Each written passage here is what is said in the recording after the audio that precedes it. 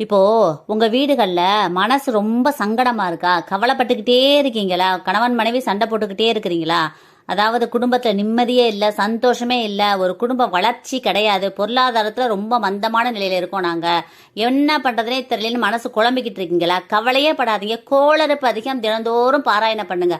அவ்வளவு நல்லது கோளறுப்பு அதிகம் படிக்கிறத. படிக்க படிக்க உங்க வாழ்க்கையில எல்லாமே நல்லதா மாறிடும். எவ்வளவு கஷ்டங்கள் வந்தா கூட நல்ல விதமா அந்த கஷ்டங்கள் அனைத்தும் ஓடி போயிடும். நல்ல நன்மைகள் அனைத்தும் வந்து சேரும். வேயிரு தோழி பங்கன் விடமுண்ட கண்டன் மிக நல்ல வீணை தடவி மாசரு திங்கள் கங்கை முடிமேல் அணிந்து என் உளமே புகுந்ததனால் ஞாயிறு திங்கள் செவ்வாய் புதன் வியாழன் வெள்ளி சனிபாம்பு இரண்டு உடனே ஆசரு நல்ல நல்ல அவை நல்ல நல்ல அடியார் அவருக்கு மிகவே. இந்த கோளறு பதியத்தை நீங்க படிக்க படிக்க, அதாவது நவகிரகத்தினால உங்க வீடுகளை எவ்வளவு தொந்தரவு இருக்கோ, உங்க ஜாதகத்துல எவ்வளவு தொந்தரவு இருக்கோ அனைத்தும் மறைந்து போய் உங்க ஜாதக அமைப்பை நல்ல விதமா மாற்றி கொடுப்பா சிவபெருமான். அதனாலதான் கோளறு பதிகம் படிக்க சொல்றது. கண்டிப்பா கோளறு பதிகம் படிங்க. உங்க குடும்பம் மென்மேலும் வளர்ச்சி அடையும். தினந்தோறும் படிங்க. ஒரு 10 நிமிஷம் ஆகும்.